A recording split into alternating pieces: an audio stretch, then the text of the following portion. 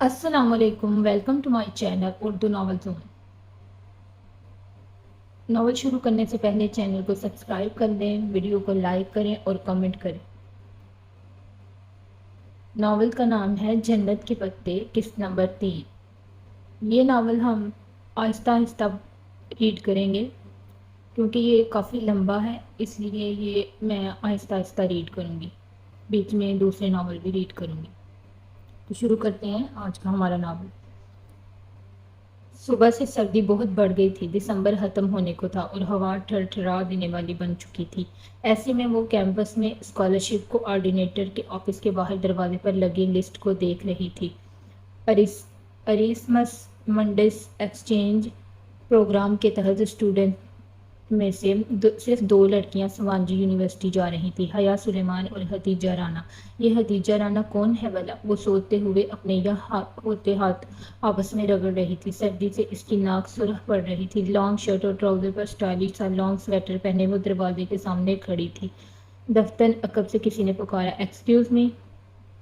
وہ چونک کر پلٹی۔ پیچھے ایک لڑکی کھڑی تھی، کندھے پر بیگ، ہاتھ میں ڈائری اور پین اور آنکھوں پر بڑا سا چشمہ۔ وہ اس کو نام سے نہیں پہچانتی تھی، لیکن یونی میں کئی بار دیکھا ضرور تھا۔ وہ لڑکی سے ہاں ہی بری لگی تھی۔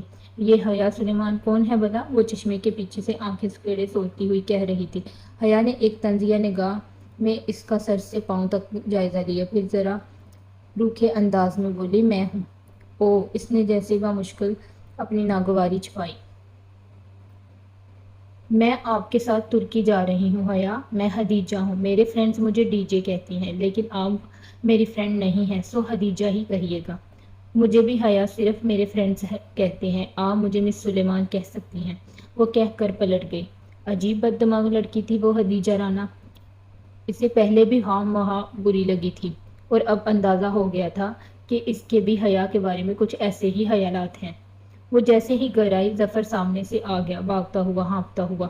حیا بی بی، بول بھی چکو۔ اب وہ گاڑی لا کرتی کوفتے زدہ ہوئے۔ آپ کو ارم بی بی بلا رہی ہیں۔ خیریت نہیں لگتی جی، وہ بہت رو رہی ہیں۔ ظفر نے رازداری سے بتایا تو وہ چونکی۔ اچھا، میں آتی ہوں، تم یہ بیگ اندر رکھو۔ وہ سیدھا ارم کے گھر کھلنے والے درمیانی دروازے کی طرف بڑھ گئی۔ لاؤنج میں سائمہ تائی اور سونیا بیٹھی تھی۔ سامنے کوئی کامدار دوپٹہ پھیلا رکھا تھا اور دونوں اس کے ساتھ الجھی تھی۔ آہٹ پر سر اٹھایا، اسے دیکھ کر دونوں ہی مسکرا دیں۔ حیا کیسی ہو؟ بالکل ٹھیک۔ ارم کہاں ہے تائی اماں؟ مجھے بلا رہی تھی؟ اندر کمرے میں ہوگی۔ اوکے، میں دیکھ لیتی ہوں۔ وہ مسکرا کر راہداری کی سمت بڑھ گئے۔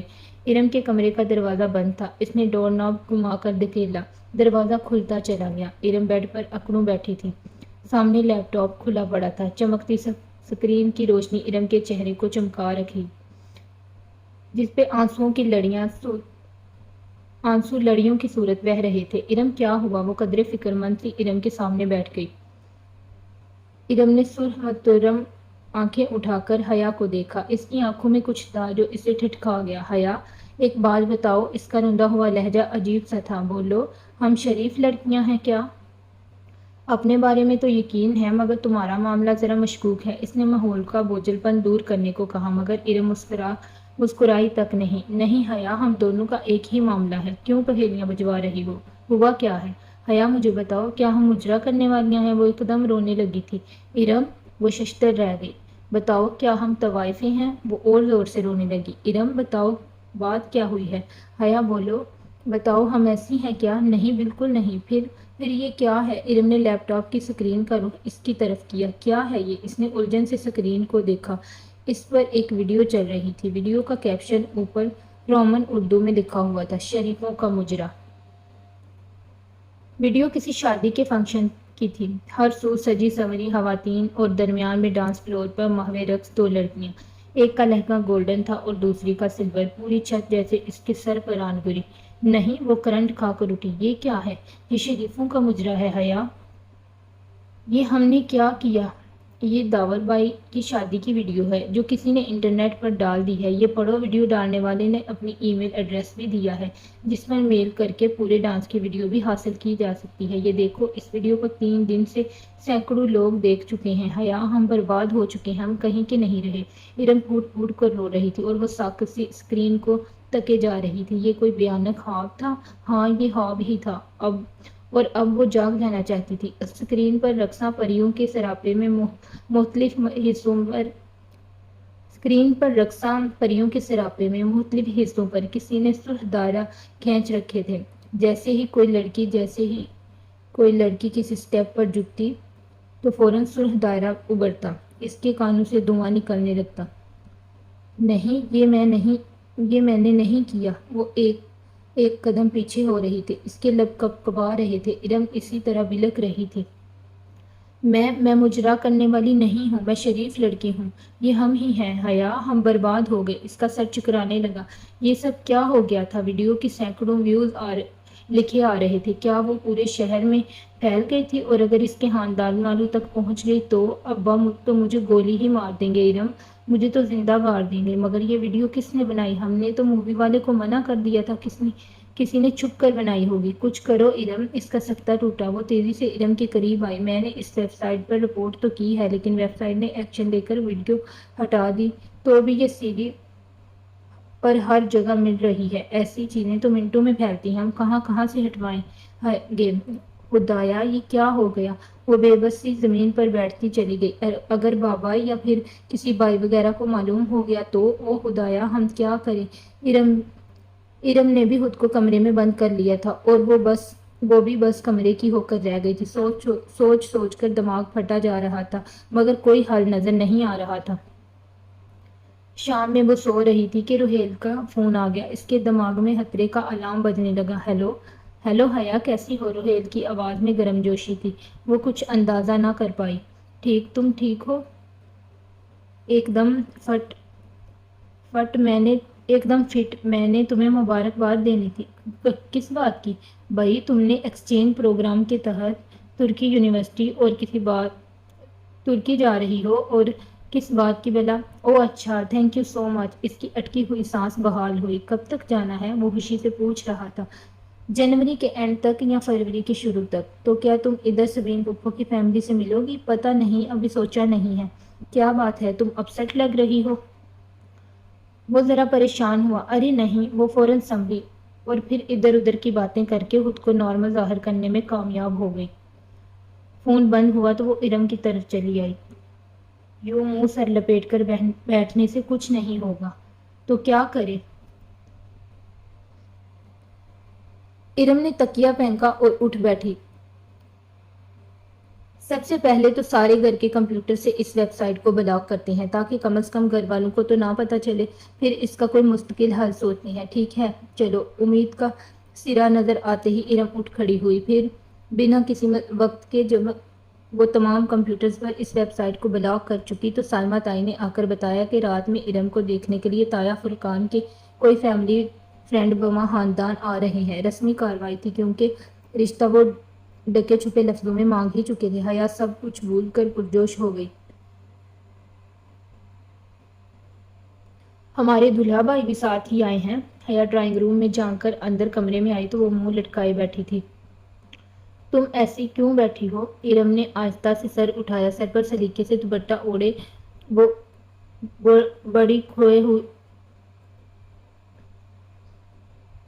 برد کھوئے کے لیے تیار بیٹھی تھی۔ وہ ویڈیو دفع کرو اسے، آؤ سب بلا رہے ہیں۔ لڑکے کو اس کی والدہ ماجدہ نے اندر بلایا ہے تمہیں دکھانے کے لیے، آؤ۔ اس نے ہاتھ پکڑ کر اسے کھڑا کیا۔ وہ ارم کو پکڑے ڈرائنگ روم میں آ گئے۔ سامنے 2 سنگل صوفوں پر ایک نفیس سی خاتون اور ایک خوبصورت سا نوجوان بیٹھا تھا۔ سامنے رکھی میز لوازمات سے سجی تھی اور سونیا بااصرار مہمانوں کو بہت کچھ پیش کر رہی تھی۔ بس بھابھی، ہمیں تو اپنے جیسی ہی بچی چاہیے، باحیا، باپردہ، صوم الصلاۃ کی پابند، وہ خاتون مسکرا کر کہہ رہی تھی۔ ارے مسز کریم، ہماری ارم تو کبھی سر ڈھکے بغیر گیٹ سے باہر نہیں نکلی۔ السلام علیکم۔ وہ ارم کو ساتھ لیے اندر داخل ہوئی۔ اس کے سلام پر سب نے سر اٹھا کر دیکھا۔ गुलाबी पूरी आस्तीनों वाली शलवार कमीज में हमरंग दुपट्टा अच्छी तरह फैलाकर सर पे लिए इरम झुकी झुकी निगाहों से सामने एक सोफे पर आकर बैठ गई। हया भी साथ ही थी। कमर पर गिरते सिल्की बाल, ग्रे एलान शर्ट और ट्राउजर जेबतन किए, दुपट्टा कंधे पे डाले, इरम के साथ ही टांग पर टांग रखे पूरे इत्मीनान तरीके से बैठ गई। बेगम करीम की मुशफ़्फ़क़ सी आंखों में इरम के लिए पसंदीदगी की झलक उठी थी। उन्होंने ताईदी अंदाज में अपने स्मार्ट से बेटे को देखा, मगर वो इरम को नहीं बल्कि बहुत गौर से हया को देख रहा था। और बेटा, आप क्या करती हैं? बेटे को मतवज्जा ना पाकर वो इरम से मुखातिब हुई। जी, मास्टर्स कर रही हूँ इंग्लिश लिटरेचर में, इरम झुकी झुकी नज़रों से जवाब दिया। तभी हया को महसूस हुआ कि वो लड़का मुसलसल इसे ही देख रहा है, बड़ी जांचती परखती नज़रों से।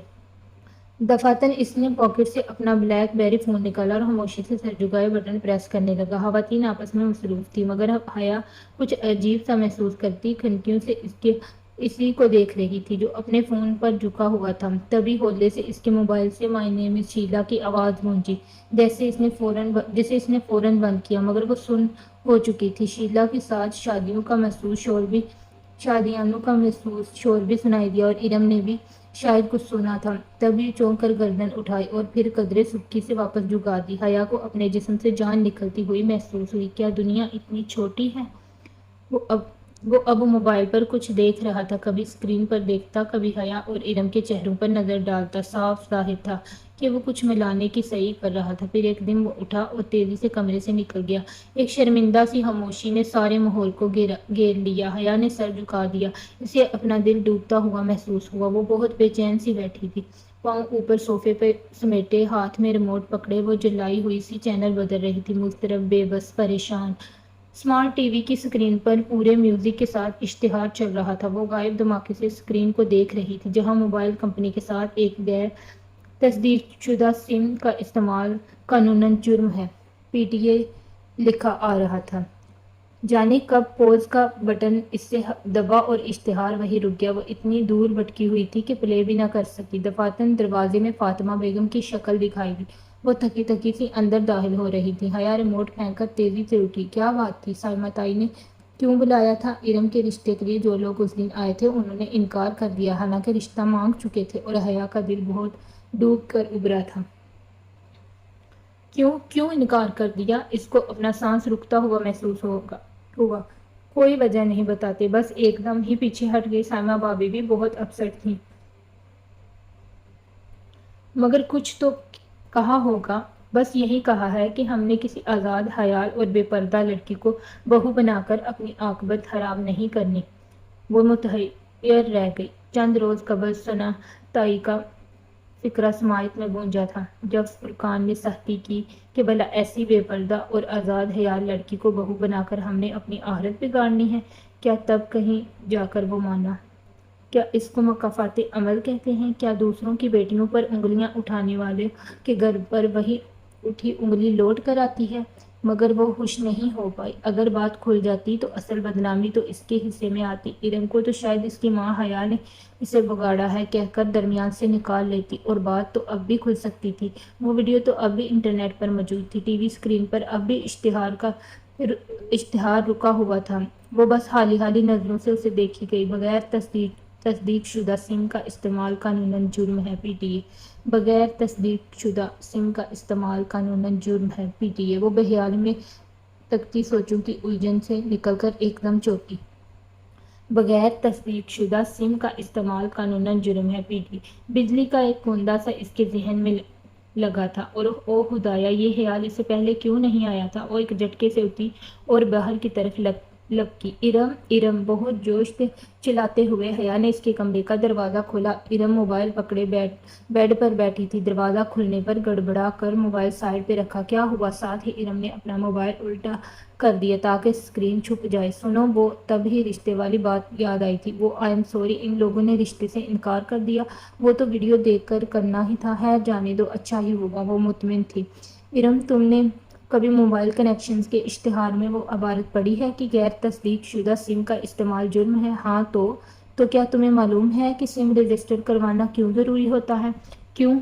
ताकि कोई किसी सिम का गलत इस्तेमाल ना कर सके, चाहे वो दहशतगर्दी की वारदात हो या किसी की کسی کو رانگ کالز کرنا، یہ سب سائبر کرائم کے تحت آتا ہے۔ Cyber crime? ارم نے پلکیں جھپکائیں۔ ارم ہماری پرسنل ویڈیو انٹرنیٹ پر ڈال دینا بھی تو ایک سنگین جرم ہے، ہم اس کی رپورٹ کر سکتے ہیں، مگر ہم کس کو رپورٹ کریں گے؟ وہ نیم رضامند ہوئی تو حیا نے جٹ اپنا موبائل نکالا۔ پی ٹی اے کو دروازہ بند کرو، میں ہیلپ لائن سے نمبر لیتی ہوں۔ پی ٹی اے کی ہیلپ لائن کا نمبر آسانی سے مل گیا، مگر آپریٹر نے نہایت شائستگی سے یہ کہہ کر معذرت کر لی کہ اس طرح کے کیس کی سائبر کرائم یا کسی انٹیلیجنس کے سائبر سیل کو رپورٹ کرنا ہوگا۔ حیا نے ان سے ملک کی سب سے بڑی سرکاری سویلین ایجنسی کے سائبر کرائم سیل کا ای میل ایڈریس تو لے لیا، لیکن اب وہ متذبذب بیٹھی تھی۔ یہ انٹیلیجنس والے بڑے خطرناک لوگ ہوتے ہیں ارم، مگر اب یہ کرنا تو ہے نا، وہ اور واقعی کرنا تو تھا۔ ارم نے لیپ ٹاپ کھولا اور پھر بہت بحث و تمہیز کے بعد انہوں نے ایک کمپلینٹ لکھی اور اس پتے پر بھیج دی جو پی ٹی اے سے ان کو ملا تھا۔ بمشکل 10 منٹ گزرے تھے کہ حیا کا موبائل بجا۔ چمکتی سکرین پر پرائیویٹ نمبر کالنگ لکھا آ رہا تھا۔ یہ کون ہو سکتا ہے؟ اس نے اچنبھے سے موبائل کان سے لگایا۔ ہیلو! دوسری جانب ذرا خاموشی کے بعد ایک باری گمگیر آواز ابھری۔ السلام علیکم مس حیا سلیمان۔ جی آپ کون؟ میں میجر احمد بات کر رہا ہوں، سائبر کرائم سیل سے۔ آپ نے ہماری ایجنسی میں رپورٹ کی، ہمیں ابھی آپ کی کمپلینٹ موصول ہوئی ہے۔ وہ جو کوئی بھی تھا بہت خوبصورت بولتا تھا، گہرا، غمگین مگر نرم لہجہ جس میں ذرا سی چاشنی بھری تپش تھی، گرم اور سرد کا امتزاج۔ مگر میجر احمد، میں نے کمپلینٹ میں اپنا نمبر تو نہیں لکھا تھا، وہ دک دک کرتے دل کے ساتھ کہہ رہی تھی۔ ارم بھی حیرت بھرے خوف سے اس کو دیکھ رہی تھی۔ جواباً وہ دھیرے سے ہنس دیا۔ نمبر تو بہت عام سی چیز ہے مس سلیمان، میں تو آپ کے بارے میں بہت کچھ جانتا ہوں۔ کیا؟ یہیں کہ آپ سلیمان اصغر کی بیٹی ہیں، آپ کے والد کی ایک کنسٹرکشن کمپنی ہے، آپ کا بھائی روہیل جارج میسن یونیورسٹی میں زیر تعلیم ہے، خود آپ انٹرنیشنل اسلامک یونیورسٹی میں LLB honours Shariah and law کے 5ویں سال میں ہیں۔ فروری میں آپ ایکسچینج پروگرام کے تحت استنبول جا رہے ہیں، غالباً سبانجی یونیورسٹی میں، اور پچھلے ہفتے اپنے کزن اور فرقان کے مہندی کے فنکشن پر بننے والے ویڈیو کے انٹرنیٹ پر اپلوڈنگ کو آپ نے رپورٹ کیا ہے۔ Is that right, ma'am؟ وہ جو دم بہت سنتی جا رہی تھی بامشکل بول پائی۔ جی وہی ویڈیو۔ اب آپ کیا چاہتی ہیں؟ یہی کہ آپ اسے ویب سائٹ سے ہٹا دیں۔ اس کی آواز میں بہت منت بھر آئی۔ اوکے، اور کچھ؟ اور جن لوگوں کے پاس اس کی CD ہے وہ بھی۔ آگے اس کا گلا روند گیا۔ احساس توہین سے کچھ بولا ہی نہیں گیا۔ میں شہر کے ایک بندے سے وہ ویڈیو نکلوا لوں گا، آپ بے فکر رہیے۔ اور اسے لگا منو بوجھ اس کے اوپر سے اتر گیا۔ Thank you major Ahmad. اس کے انداز سے لگ رہا تھا کہ وہ فون رکھنے والی ہے تو وہ بول اٹھا۔ تھینک یو تو آپ تب کہیں جب میں یہ کام کر دوں، اور اس کام کو محض شروع کرنے کے لیے بھی مجھے آپ کا تعاون چاہیے۔ کیسا تعاون؟ میڈم، آپ کو ذرا سی تکلیف کرنی پڑے گی، آپ کو اس ویڈیو کی باقاعدہ رپورٹ کرنے کے لیے میرے آفس آنا ہوگا۔ کیا؟ نہیں میں نہیں آ سکتی، وہ پریشانی سے ہکلا گئی۔ ارم بھی فکر مندی سے اس کا چہرہ دیکھنے لگی۔ پھر تو یہ کام نہیں ہو پائے گا، ایسے سٹیپ فون پر نہیں لیے جا سکتے۔ اسے لگا وہ محظوظ سا مسکرا رہا تھا۔ مگر میں نہیں آ سکتی۔ اور وہ کیسے آ سکتی تھی؟ اگر کسی کو پتہ چل جاتا تو کتنی بدنامی ہوتی۔ آپ کو آنا پڑے گا، میں گاڑی بھیج دیتا ہوں۔ نہیں، اچھا خدا حافظ۔ اس نے جلدی سے فون بند کر دیا۔ باڑ میں گیا یہ اور اس کا سائبر کرائم سیل۔ اگر ابا یا تایا ابا کو پتہ چل گیا کہ ہم ایک ایجنسی کے ہیڈ کوارٹر گئے ہیں تو ہماری ٹانگیں توڑ دیں گے۔ میں تو پہلے ہی کہہ رہی تھی کہ رپورٹ نہ کرو۔ پرائیویٹ نمبر سے پھر کال آنے لگی تھی۔ اس نے جھنجھلا کر فون ہی آف کر دیا۔ اس ویڈیو سے زیادہ میجر احمد نے اسے بلیک میل کیا ہے، یہ خیال پھر سارا دن اس کے ذہن میں گونجتا رہا۔ وہ بہت تھکی ہوئی پاسپورٹ آفس سے نکلی تھی۔ اسلام آباد سے پنڈی کا اتنا لمبا سفر اور رش بڑی سڑک پہ تھکا دینے والا سفر کر کے وہ آج پاسپورٹ آفس سے اپنا پاسپورٹ اٹھانے آئی تھی، مگر یہاں علم ہوا کہ پاسپورٹ 14 جنوری کو ہی مل پائے گا، اور ابھی 14 جنوری میں پورا ہفتہ باقی تھا۔ اسلام آباد میں کوئی تکنیکی مسئلہ تھا، اس لیے اسے پنڈی میں ہی اپلائی کرنا پڑا۔ واپسی پر بھی اتنا ہی رش تھا۔ وہ شاپنگ کے بعد وہ مری روڈ پر آئی تو مغرب چھا رہی تھی۔ سڑک گاڑیوں سے بھری پڑی تھی اور گاڑیوں کا یہ سیلاب بہت سست روی سے بہہ رہا تھا۔ سگنل پر اس نے گاڑی روکی اور شیشے کھول دیے۔ اس کا ذہن ابھی تک پاسپورٹ پہ الجھا ہوا تھا۔ یکایک کوئی اس کی کھڑکی پر جھکا۔ سونیو، کیا سوچ رہے ہو؟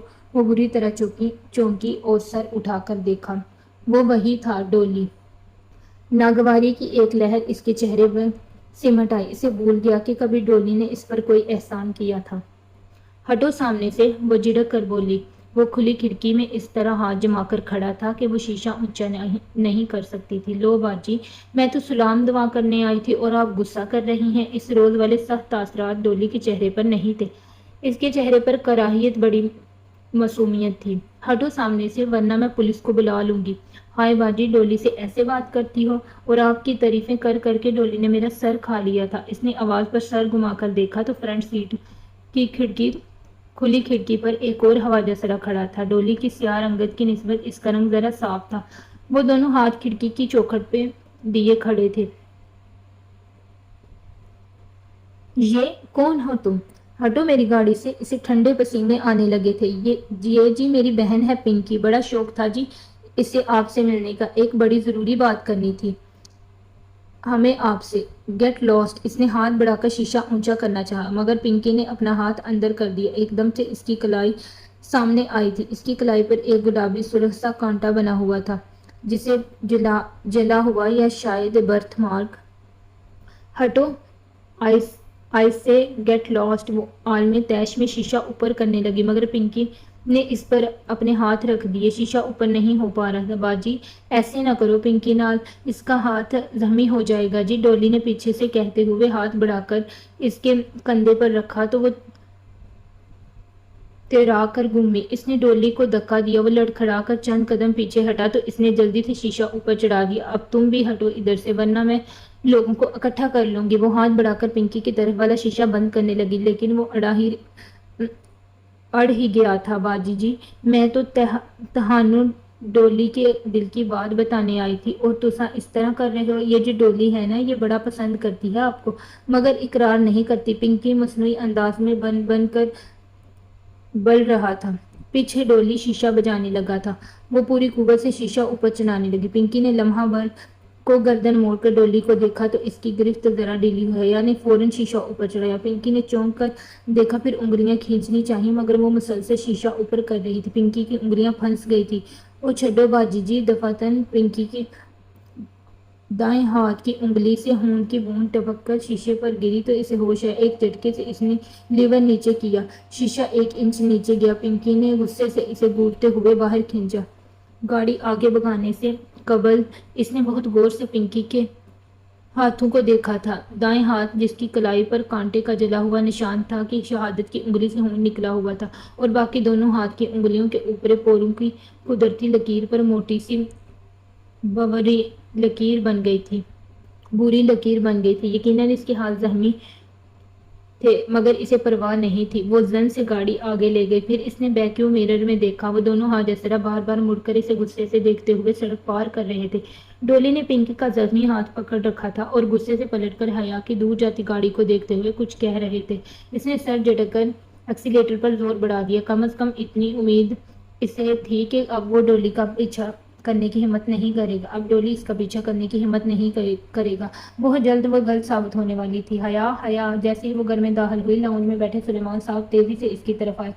ان کے چہرے پر غیظ و غضب چھایا تھا۔ وہ ڈر کر پیچھے ہٹی۔ تبھی فون کی گھنٹی بجی۔ یہ ویڈیو تمہاری ہے؟ تم مجرے کرتی ہو؟ اور ہیل جو صوفے پر بیٹھا تھا ایک دم اٹھا اور بہت سی سیریز اس کی طرف اچھالی۔ وہاں سب موجود تھے، تایا، فرقان، داور بائی، روہیل، اور ایک طرف ارم زمین پر بیٹھی رو رہی تھی۔ دور کہیں فون کی گھنٹی بج رہی تھی۔ نہیں، وہ ان کو کہنا چاہتی تھی۔ ان کا منہ تو ہلتا تھا پر آواز نہیں نکل رہی تھی۔ وہ سب اس کو مول لینے پر تلے تھے۔ سلیمان صاحب آگے بڑھے اور اس کے منہ پر تھپڑ مار دیا۔ بے حیا، اسے تھپڑوں سے مارتے ہوئے سلیمان صاحب کہہ رہے تھے۔ ان کے لب ہل رہے تھے مگر ان کی آوازیں ڈولی کی نکل رہی تھی۔ وہ سلیمان صاحب نہیں، ڈولی بول رہی تھی۔ ڈولی، پنکی، بے حیا، پنکی کی انگلیاں، فون کی گھنٹی بجی۔ وہ ایک جھٹکے سے اٹھ بیٹھی۔ کمرے میں اندھیرا تھا۔ اس نے ہاتھ بڑھا کر ٹیبل لیمپ آن کیا۔ ذرا سی روشنیاں پھیل گئی۔ اس نے بے احتیاط دونوں ہاتھوں سے اپنا چہرہ چھوا۔ سب ٹھیک تھا۔ کسی کو کچھ علم نہیں ہوا تھا۔ وہ سب ایک خواب تھا۔ او خدایا! اس کا سانس تیز تیز چل رہا تھا۔ دل ویسے ہی دھڑک رہا تھا۔ پورا جسم پسینے سے بھیگا تھا۔ فون کی محسوس ٹون اس طرح بج رہی تھی۔ ہاں، بس وہ گھنٹی خواب نہیں تھی۔ اس نے سائڈ ٹیبل سے فون اٹھایا اور چمکتی اسکرین کو دیکھا۔ پرائیویٹ نمبر کالنگ، اور پھر اس نے فون کان سے لگا لیا۔ میجر احمد، میں آپ کے آفس آ کر رپورٹ درج کروانے کے لیے تیار ہوں۔ کل صبح 9 بجے میرے گھر کی بیک سائڈ پر موجود گراؤنڈ کے انٹرنس پر گاڑی بھیج دیں، شارپ۔ اوکے۔ اسے فاتحانہ لہجہ سنائی دیا تھا۔ اس نے آہستہ سے فون بند کر دیا۔ کبھی بھی وہ کسی لڑکے سے تنہا نہیں ملی تھی، مگر نہ ملنے کی صورت میں وہ ویڈیو کبھی نہ کبھی لیک ہو جاتی۔ اس خوفناک خواب نے اسے یہ سب کرنے پر مجبور کیا تھا۔ اسے لگا اب اس کے پاس اور کوئی چارہ نہیں رہا۔ میجر احمد سے تو وہ نپٹ لے گی۔